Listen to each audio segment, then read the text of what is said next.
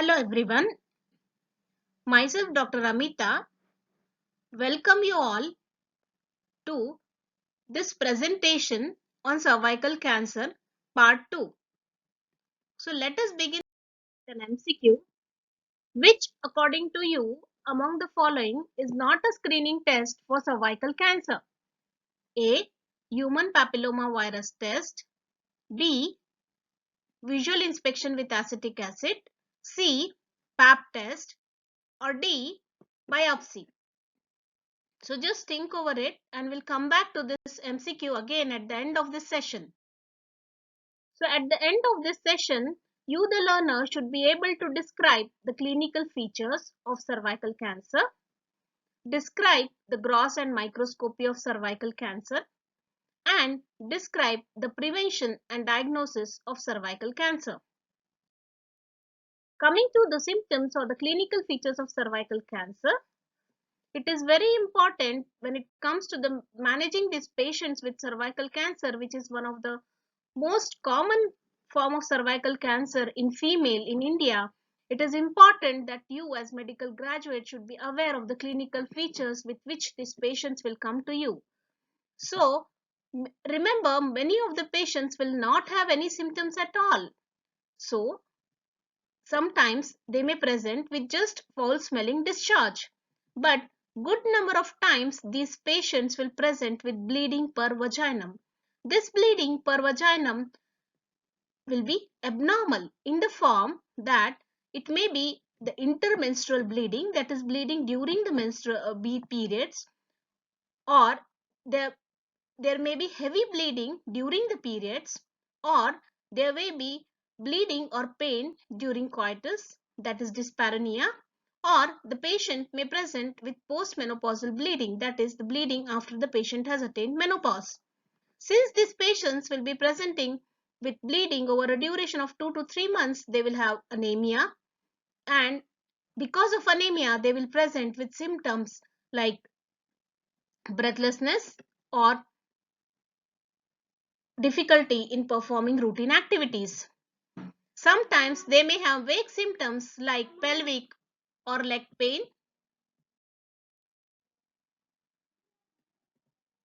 In advanced stages, when the cervical cancer spreads to the surrounding organs like urinary bladder, or it spreads to the rectum, the patient may come with the symptoms related to those organs, like the patient may present with hematuria or repeated urinary tract infection or obstruction of the urinary tract or bleeding per rectum. And obviously, like any other malignancy, the patient may present with weight loss and loss of appetite. So what next? The patient has come to you with these symptoms. So you are going to do examination, physical examination of the patient and local examination of the patient. So on local examination, you should remember that cervical cancer arises from transformation zone. So what is the transformation zone? Here you can see the cervix on the upper half and the vagina on the lower half. In the cervix, if you remember the anatomy of the cervix, it is made up of ectocervix and the endocervix. The ectocervix is lined by stratified squamous epithelium, while endocervix is lined by the endocervical epithelium. The junction of the ectocervix and the endocervix is called as the transformation zone, and cervical carcinoma, squamous cell carcinoma of the cervix, arises from this transformation zone. Sorry. So this cervical cancer, usually it may be invisible initially, or in later stages it will form an exophytic mass in the cervix. Sometimes instead of forming an exophytic mass, it will the cervical cancer from the transformation zone will infiltrate in the inside the stroma of the cervix, resulting in a mass which is encircling the endocervical canal, giving rise to what is called as the barrel cervix. Whatever it is, the mass is usually friable and it bleeds on touch. These are very two important points. If you can recall the history, which we will see just in 1 or 2 seconds now, again, the mass which was there in that 45-year-old female who presented with bleeding per vaginum, it was friable and it used to bleed on touch. Those are very important clinical findings in cases of CA cervix. This cervical mass, if it extends into the surrounding parametrial soft tissue, then the cervix gets fixed to the uterus and to the surrounding pelvic structure. So coming back to the history, which we saw in the previous video as well as in the beginning of this uh, session, the 45-year-old female who presented to your OPD with history of increased bleeding during menstruation. Now you can just try to correlate the clinical features which you saw just now. She had a history of increased bleeding during menstruation since past 3 months, which is an abnormal uterine bleeding, and the patient is currently sexually active and she has multiple partners. This point says that she might be exposed to the human papilloma virus infection, and she used to use the barrier methods occasionally. That again points towards the use of towards the infection with HPV virus. On physical examination of the local physical examination, though general examination was normal, the local examination revealed a mass in the pervaginum which was soft, friable, and which bleeds on touch. So now you can correlate the clinical features and the local findings with what we saw uh, just now, few seconds before, with that which is described over here. So with this, then you can make out what is your probable diagnosis. So it is carcinoma cervix. What is the etiopathogenesis of this condition? The second question which was raised was the etiopathogenesis. Related to the etiopathogenesis, which we have already discussed in the previous video, so not going into detail. HPV infection.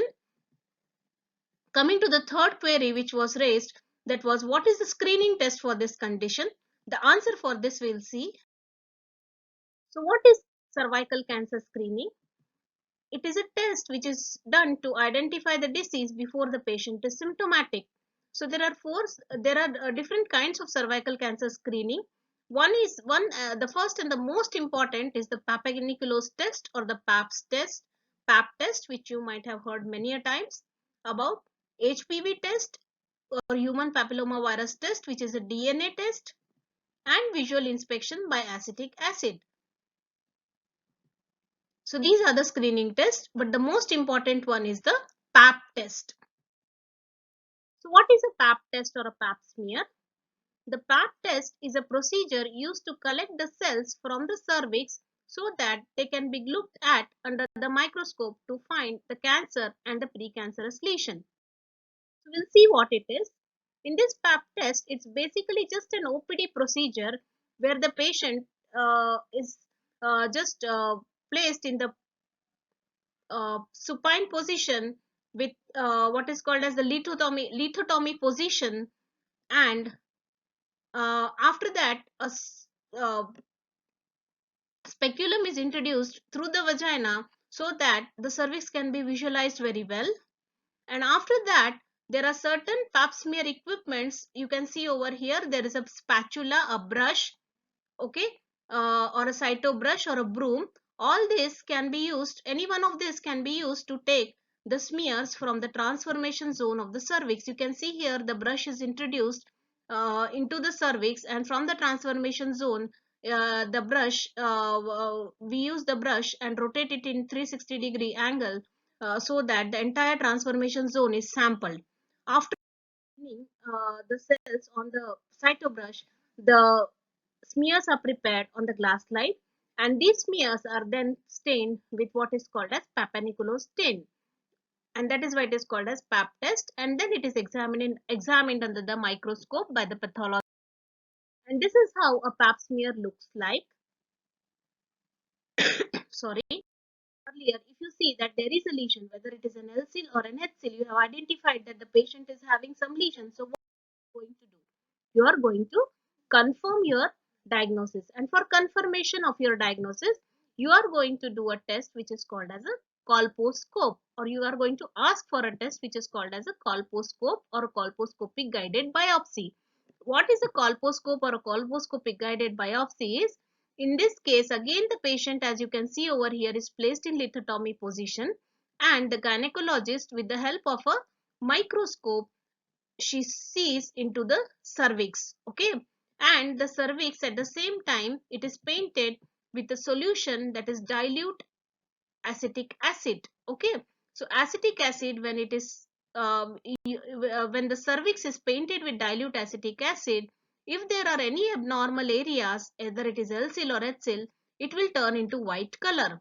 And from these white areas which you are seeing over here, the gynecologist takes the biopsy and then it is examined microscope. So till now, we saw that whenever the patient presents to you with symptoms of abnormal uterine bleeding and you suspect a cervical carcinoma on your clinical uh, examination, then you go for a pap smear, then you go for visual examination or visual inspection with acetic acid under colposcopic guidance, and then in the biopsy, if you confirm that it is a carcinoma cervix, then what next you're going to do is the surgery will be planned and the patient will undergo hysterectomy, that is removal of the entire uterus and the cervix. The type of hysterectomy which is done will depend upon the stage of disease. I will not go into detail about the type of the surgery over here, but once the surgery is done, then you get the specimen. Okay, then you get to see the specimen. So this is on the left side you can see that this is open section of the uterus, and on both the sides you can see the fallopian tube and the ovary. Here in the left image you can see that there is a whitish area which is seen in the cervical wall, that is the infiltrating type of squamous cell carcinoma of the cervix, whereas on the right hand side you can see that there is a cauliflower like growth which is an exophytic growth in the cervix. So this is how the gross appearance of the cervix in case of in case of carcinoma cervix. It may be in the form of an infiltrating tumor or it may be in the form of an exophytic mass. Usually the exophytic mass is cauliflower like. It has got a variegated appearance because of the presence of hemorrhage and necrosis. So coming to the microscopy, most of the carcinoma cervix are squamous cell carcinoma. That is 75% of the CA cervix are squamous cell carcinoma, whereas 20% may be adenocarcinoma or adenosquamous carcinoma, while very rarely, that is less than 5% of the cases of CA cervix may be small cell neuroendocrine carcinoma type.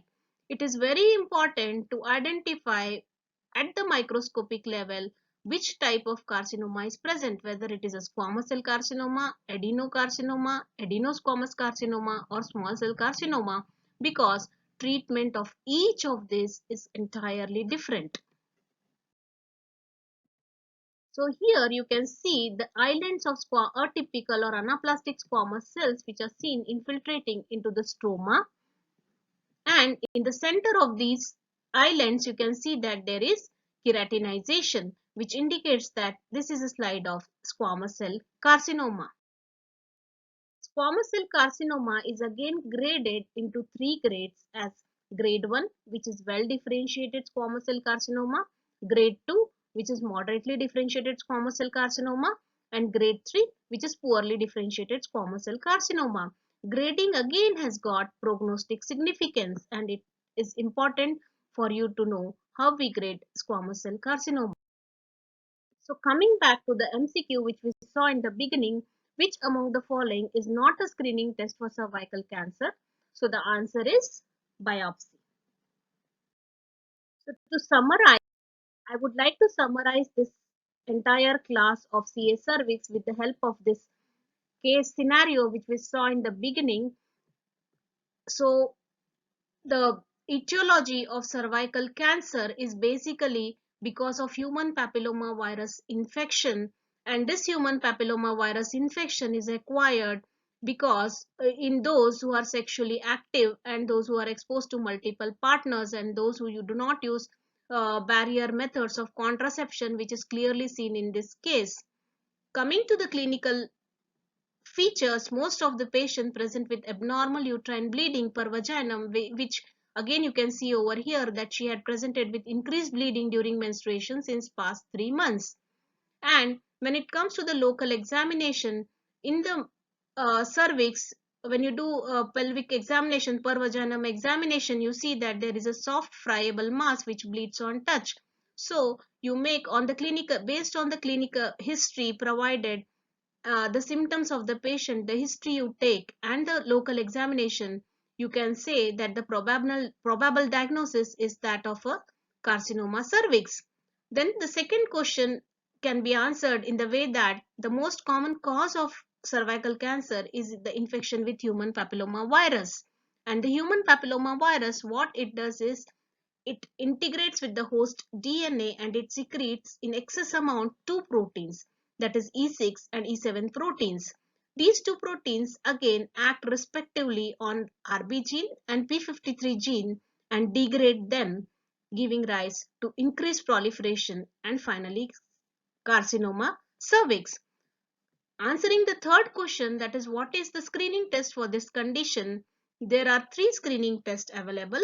One is the PAP test, second is the HPV test, and third is the visual inspection with acetic acid under colposcopic guidance.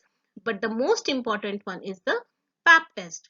And how will you confirm the diagnosis? The diagnosis is confirmed with the help of a colposcopic guided biopsy.